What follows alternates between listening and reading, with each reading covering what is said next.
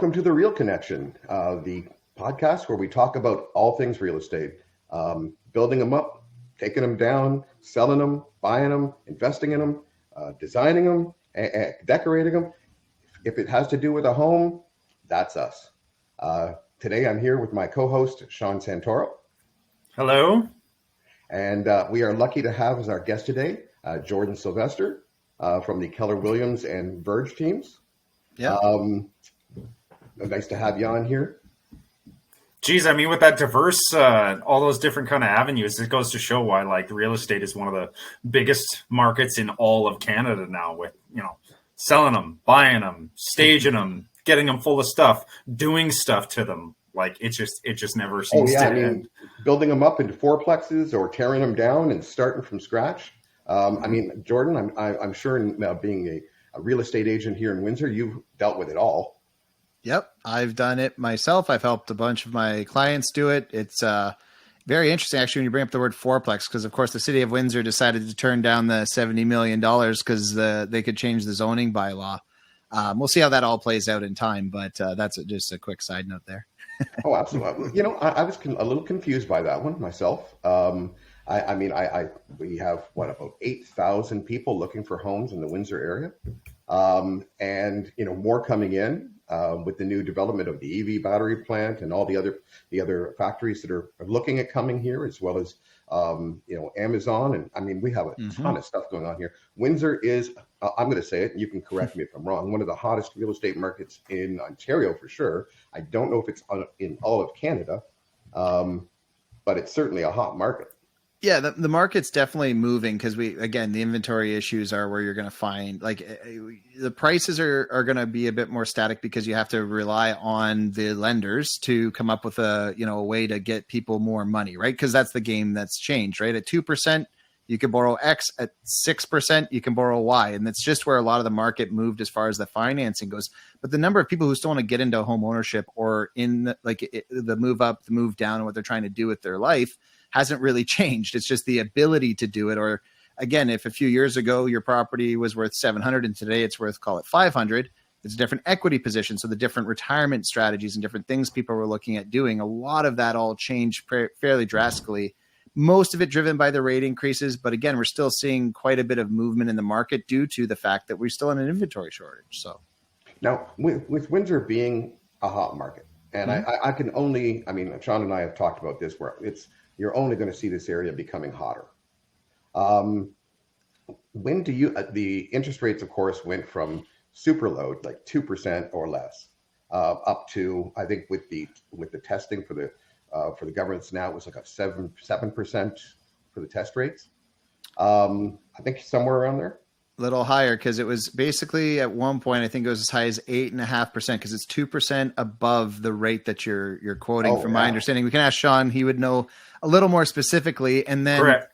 What they would do is they would the little trick. I don't know if you should say it, but of course the variable rate, which would have of course been lower at times because it uses a different way of approving people. There were some things that could be done to help support people in different situations. I know Sean's very good at helping people in their, problem solve their way through those transactions. So, but so to give some clarification, yes, it was called the benchmark rate. So what they originally started it out with was it was either one of two metrics. It's either 5.25% or it's whatever the contract rate that you're being offered plus 2%, whichever one's higher. And so when we had interest rates at 2%, 2 plus 2, 4, 5.25 is what everybody was kind of qualifying at. But as the rates have kind of moved up now, that, you're adding 2% onto, let's say, 4.8. Well, now you're qualifying at 6.8. That's kind of what we've seen transpire. And if you're qualifying on a variable rate, there's a lot of variable rates, prime minus 0.9, prime minus 1. So you're talking 6.2. Now you're qualifying at 8.2. So it is still happening.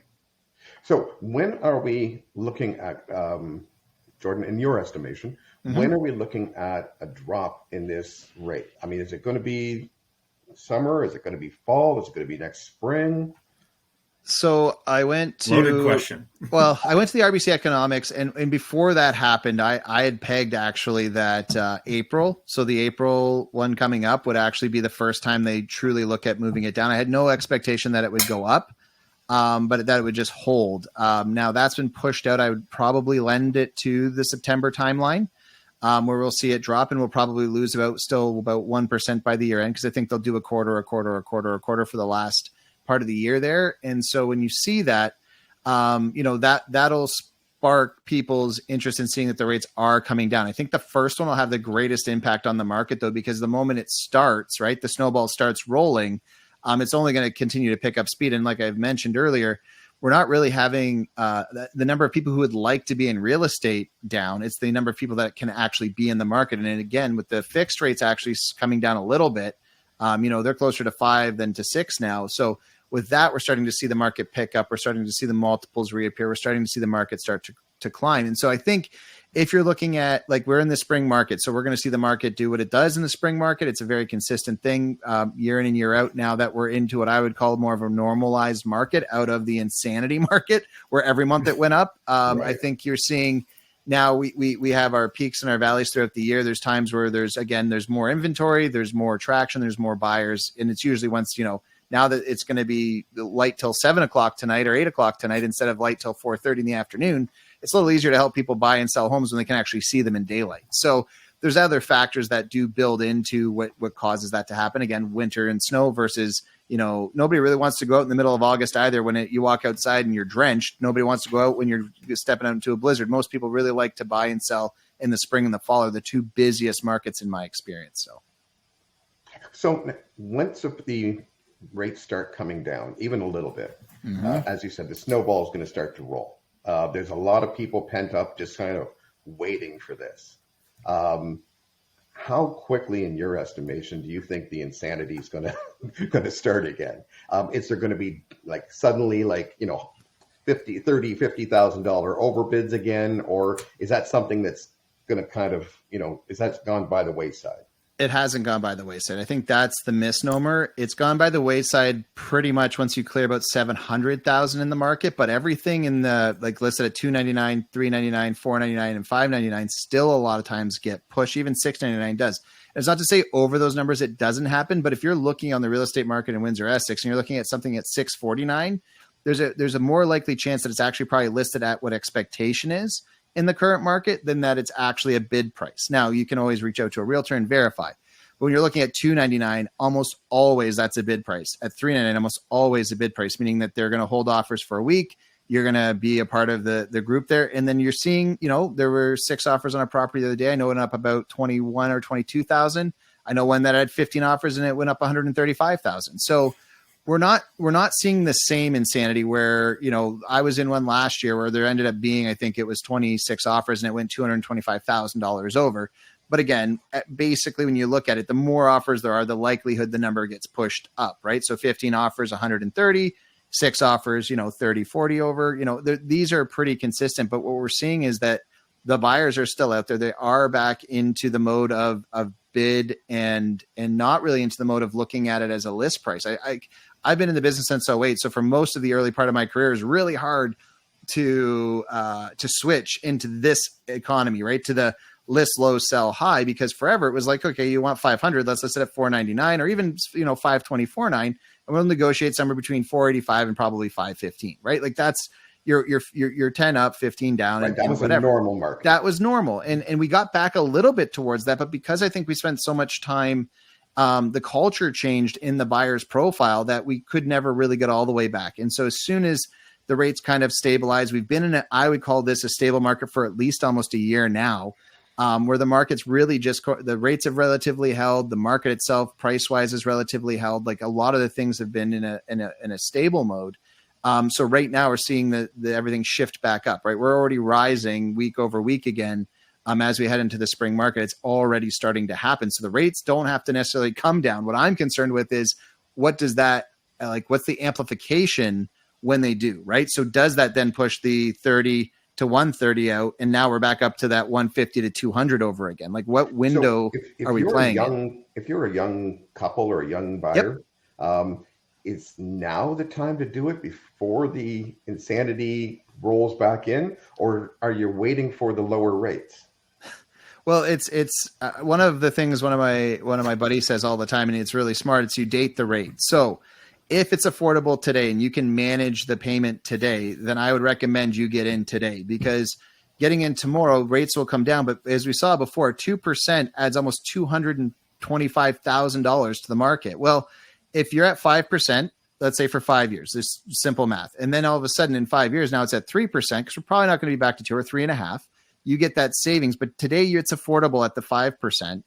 It likely will still be affordable in the future. We're probably not going to see rates climb. Now, here's the thing. Nobody has a crystal ball. We always chat about, okay, could it go the other way? What could happen economically? But I would tell you the other thing for you, if you're a first-time home buyer and you can't find enough with yourself, find a business, like find a friend, find somebody else in your world that can come alongside you, and you guys can buy it together. Because once you're in equity, the benefit is you're in equity. When you're not, you're always chasing it. There's more and more of that going on. I mean, I'm seeing companies now that are putting buyers together. They're actually putting buyers together as investments. They're putting buyers together, trying to match you up as living together, and owning a home, especially in markets. I mean, not so much in Windsor, but in markets like Vancouver, Toronto, and places like that. Yep. So I mean, it's definitely a different market than it was even 5 years ago. Yes. Now, Sean, from a mortgage side, what's the mortgage side of it going to be seeing like in the next 6 months to a year? Are there people? Are they going to the banks? Are they going to secondary lenders? I know that I was reading an article, and I'm sorry, I'm going to let you talk here, but I was just reading an article about how they have the highest number of homes going to be remortgaged, I think, ever. Yeah, the stats are something like 40% of all mortgages right now are going to be due to renew here in the next 12 to 18 months. That's a staggering number, right? Now, some of them have already renewed. Mine personally, I've got 2 renewing in 2025.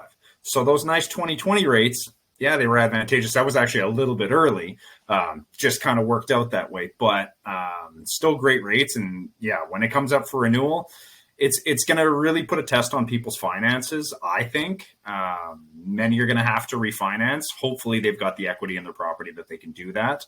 And if not, they're just going to have to make ends meet, cut into their existing lifestyle to make it happen. Because again, nobody wants to lose their house. Nobody has any interest in defaulting on mortgage payments. So I don't think, you have to worry about like a crash situation, right? I know a lot of people have asked me, they're like, hey, how close is this to, what happened in 2008? Not even remotely, right? The system itself in Canada was built in a different fashion to prevent a circumstance like that. Right. And so I don't suspect you're going to be seeing that. Plus a lot of the wave behind it. Right. As Jordan was saying, we've still got record low numbers of homes being built relative to the amount of pressure that's being put on the system. They're simply not building them fast enough. At the same time, the rental market has gone. I can't speak I can't speak in all, kind of avenues. Yeah, exactly. Right. But I had 2 places in Calgary. We have one now. And, my rents were very, very reasonable. I had tenants that I absolutely trusted. They were phenomenal. So I was like, yeah, I don't need to raise the rent. And they loved it. And, translate to now, right?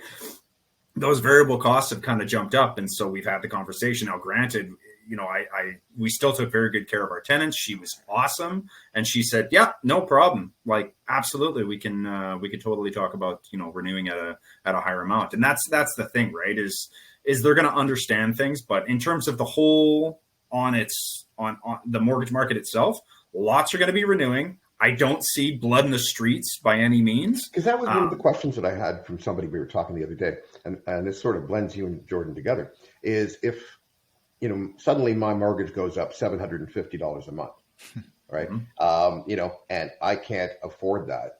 Okay, I'm going to be, is there going to be a lot of houses coming on the market from that? Or is it just going to be, is that going to be a rare occurrence? Well, so I'll speak to that because actually Sean was waiting the other day. We were going to have coffee, and there was a lady who literally had this exact question, and I ended up giving her my contact info anyway. But she literally goes like, my mortgage person gave a call, which is awesome because it doesn't renew till November, and she's like, expect my mortgage payment to double. And so she's like, how am I going to do that? Like, I'm going to have to send my son to work, and he has some anyway, the whole circumstance there. And I just went, okay, so if you want, I can give you my info, and what we can do is look at the options that exist. So whether that's bringing somebody into the home, whether that's spending some money to do a minor renovation to be able to bring a student in or do some different things around those ideas, right? Because if you think about it, if it's $700 or $800 a month, and this is what I'm talking to a lot of people about, is we're probably not going to be as able to live in our own little isolations like we like as North Americans. We have to probably take on some of the ideas of other cultures where they live in, more community style property. And so that's no different than the people buying their matchmaking and putting these people together. But even in your own home right now, international students, we have the college, we have the university locally. So you could possibly, get $600-700 a month from one of the rooms in your property if you do a little bit of renovation. And then you're able to, make sure that those things, now you're able to bring some money in. And somebody's like, yeah, but I don't want to have somebody else there. I said, well, your options are have somebody else there, get a second job, hopefully get the bank to buy down your rate using equity in your home, or sell. And I said, of all of those options, I would say sell is the most expensive. And as the realtor in the room, I don't ever pretend like it's a cheap thing to try to transact in real estate, because there is a lot of equity still in a lot of these homes, which is the good part. Like my sister, we were chatting and she's like, yeah, if I sell my house, I have 150 grand in my hand. It's like, okay, but then what do I do? Right. And if you think about rents and things that are at like $2,000 a month for a very similar property, well, that's $24,000 a year. That's only 6 years worth of payments that have no longer any equity position. So how do we as a culture, as a community come together to really come with a new idea with really solid plans that yes, you're going to have to give up some of your personal space probably to make it work. But how many people are retired and they have their basements or they have bedrooms in their house that they're no longer using? And if they share them with students, they all of a sudden can keep their home, and maybe that's until the rates come down. So they only have to do it for a season. It's not permanent, right? And so again, finding that we have again, with the plants coming in, all things being built, we've got a lot of people, temporary workers. Like, again, you can kind of pick and choose around you who might be available to support you versus you having to go get a second job or come out of retirement or all those other things. But again, my theory in life is let's put every option on the table, see what options we have before the bank is saying, okay, here's renewal rate at 60 days out. It's like, oh crap, what do I do now? And I would tell anybody who's got a mortgage that is going to be coming up, the first call you should make is to your mortgage person. If you don't have one, call Sean. But you would want to reach out and you want to clarify and verify what expectations of the rate would be then. And again, in November, hopefully the rates will be at the 4.5%, which would be a lot less strenuous than at 5.5%, right? Well, now in your estimation, and I'm just asking your opinion for those listening. This is nothing. It's not official. Nothing. Disclaimer. Stone. Disclaimer. You got it. Speak freely. What is the lowest you think we're going to see in rates again? And we're never going to see 2% again. Oh, I actually think we might. But really? If you're asking the lowest, I think we'll see within the next 3 to 6 months, the lowest rates will probably be right around 4. I think that'll be fixed rate. I think the variable rate, the lowest it gets within the next 2 years, is probably going to be right around 4 as well. With the discount, maybe as low as if you have the 9.5 or 1 point off, you might get as low as 3, but it's probably about 3.5. So again, I think if you're budgeting, I think you'll be able to get hopefully the rate down by about 2.25% from where it is now on the variable. And similarly, you'll see the fixed rate and the variable rate kind of do their normal thing, which is the variable rate is lower than the fixed rate, right? And so right now that's in inversed. And so that's a very temporary thing, no different than the bond market flipping on top of its head for a minute. Like so much happened recently that just, it doesn't play by the normal rules, but the normal rules do come back into sway. And that's where people forget. It's like, this has happened before, and this is what happened after. So if we just reread the story from the 80s, the 70s, the 90s, like this story gets retold and different things happen, different reasons for it. But at the end, the way the market and people move is always back towards that ground. So my opinion is, if you're looking forward to 2026, 2027, we'll be in that 4% interest rate to 3.5, depending on where you go and what you're looking for. Because I don't think we're going to get back down to 2 unless the economics, we have things that come up there. I think that was a once in a lifetime possible opportunity, but there's a chance because I think that lenders If you want to spur government, you want to spur building, you want to spur us back into action around actually creating enough affordable housing, I think the percentages being lower will be helpful as long as they're accommodated around affordable housing. I think if you had a government plan around it where they were able to get lower financing by buying like this government, prescribed thing, and you were able to do it that way so that new homeowners are getting in and being able to get into equity versus the other way. There's got to be ways with CMHC and other things we can do. But speaking of that, the government is currently, and I say currently, killing the first-time buyer program. Yeah. So that is, going to be gone. So, I mean, it doesn't look like, at least at the moment, that they're really trying to spur too much in that area. When new buyers are trying to get in, and it's always a question. I talk to a lot of young people, and truthfully, it's scary for them. They come out of university with a $60,000 student loan. They got to have a car. They got $2,000 for an apartment. They've got, all the other stuff. I mean, this is the lowest income they're probably ever going to make in their life, doing what they're doing. And yet they've got all these bills, and then taking some of the programs like that away, where it now says, okay, you've got to come up with, you want to buy an $800,000 home and you got to come up with $80,000 while you're paying all this other stuff off. Is there any hope for the young ones? Is there any tricks, tips, anything that either one of you guys have for these poor people out there who are trying to get into this great market and the door seems to be slamming in their face? You want to take it first? So there's, and I'm not even going to take credit for this, but there's a gentleman that I follow out of London. He does a weekly Wednesday money show.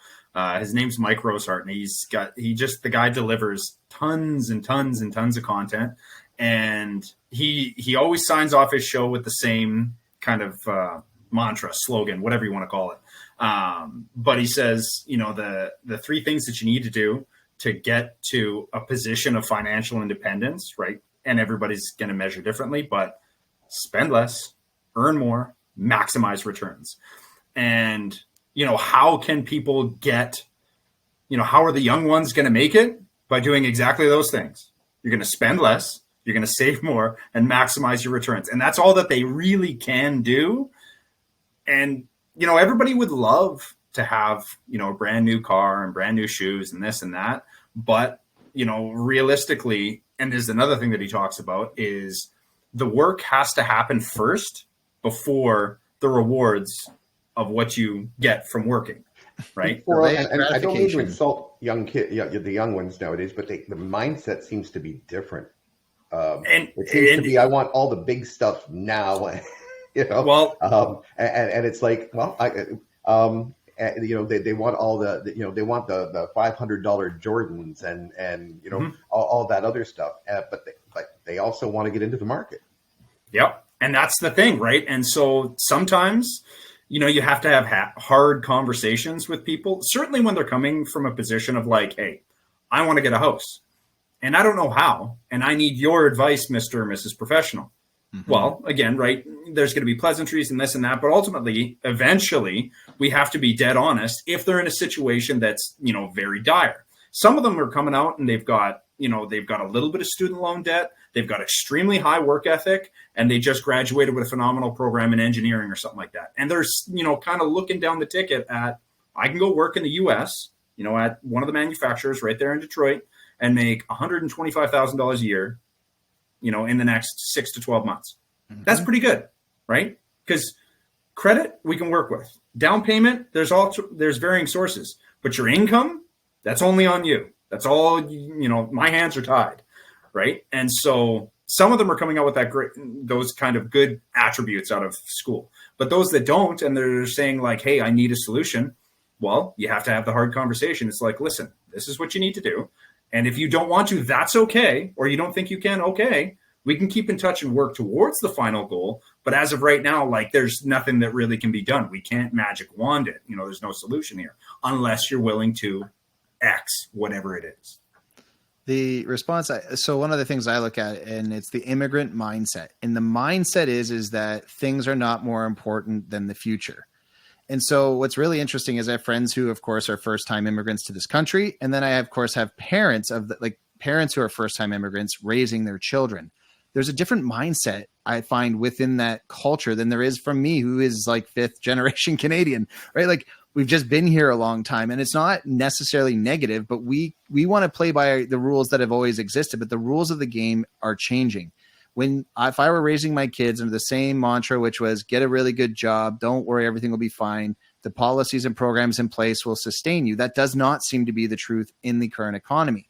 And so what they're saying is be highly creative, come up with ideas. That doesn't mean don't go get a real job, but it does mean if you're going to do that, you might want to look at opportunities to find other ways, like you said, to get returns, to get the money that you're earning. So don't buy the Jordans. Put money into an investment that earns the return to buy the Jordans, right? Like the asset mentality versus the thing mentality. And so when I look at young people, like my son just turned 18 literally a week ago, and he door knocks and he starts his own little business, and he's going to be able to grow that. Now that he's 18, he can actually open up a corporation. He can do some things that he couldn't before.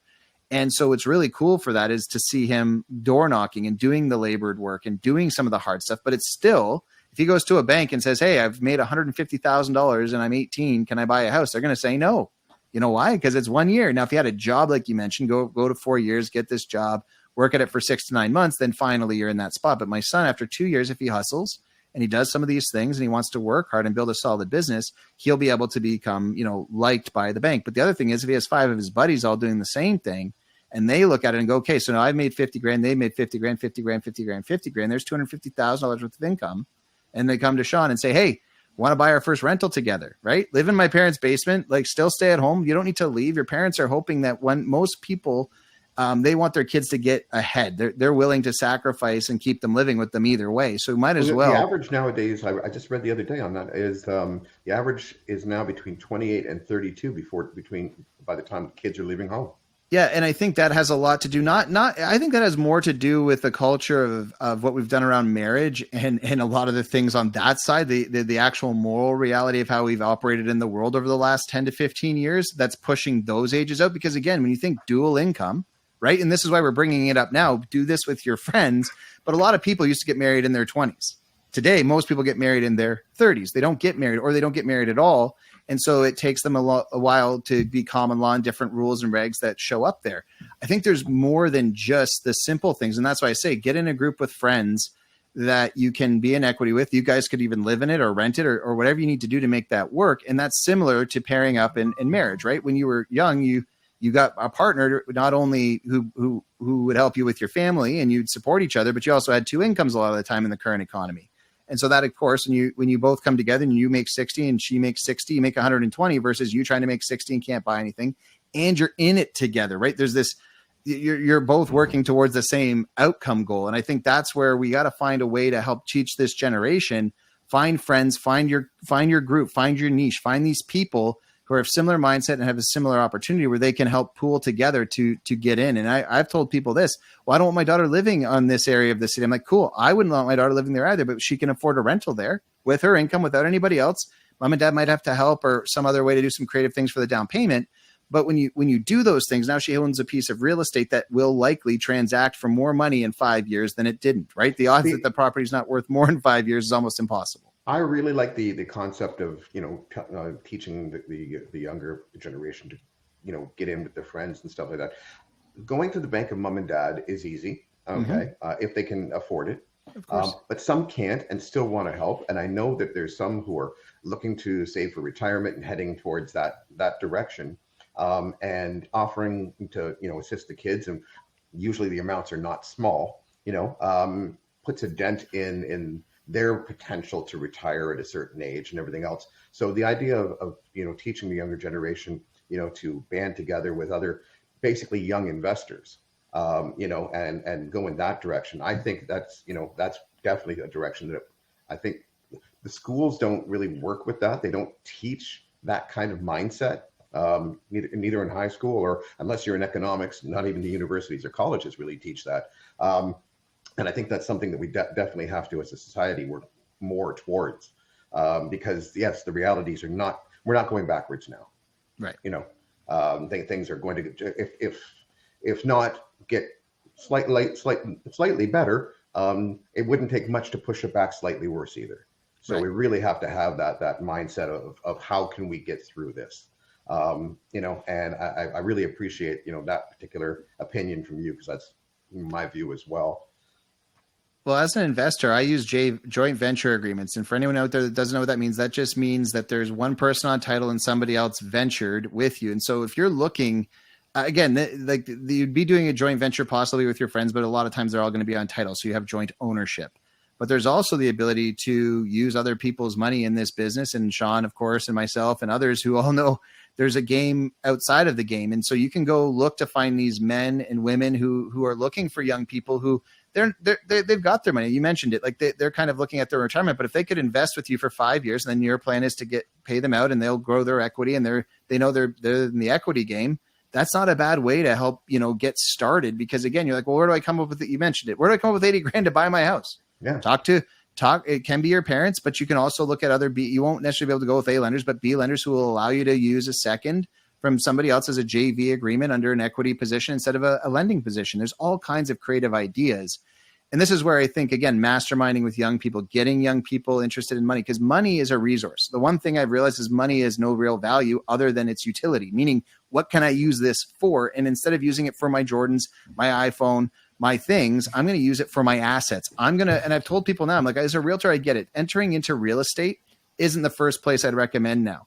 The first place I'd recommend is if you have $500, put it in something that pays you dividends. It's just, it makes sense to me that now that you have a cash flow asset of some sort that can either rebuy and then grow that to the point, then you have a down payment. And at that point, yes, I recommend real estate. Why? I know it really well and it's cash flow and now you have equity. But again, I look at these things as when we forget that you can invest $25 and then $25. It doesn't need to be these big extravagant numbers. I think we make the mistake. Well, I can invest. I don't have any money. Well, do you have $10? Right? Like you can start somewhere, putting it into an account, getting somebody to come alongside you and just start doing it instead of waiting until one day you're like, oh, I finally saved up 25 grand. It's like, but what did the money do the whole time? Oh, it's sat in a savings account making 2%. It's like, well, that was dumb. Right. And again, hire professionals. I'm not saying do this on your own. Hire professionals, talk to really smart people who do these things and understand them better than I do. I just know if I were to rewind as a young person, instead of trying to wait for what I could afford, go find the things you can now invest in with those funds and start to invest there. And then if you want to be a real estate investor, build those funds to the point where they're real estate capacity, or find, like I said, a joint venture partner.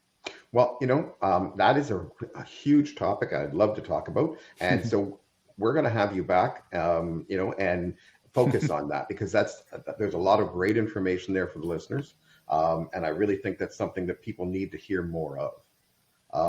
Now, I know in the city, you're very active.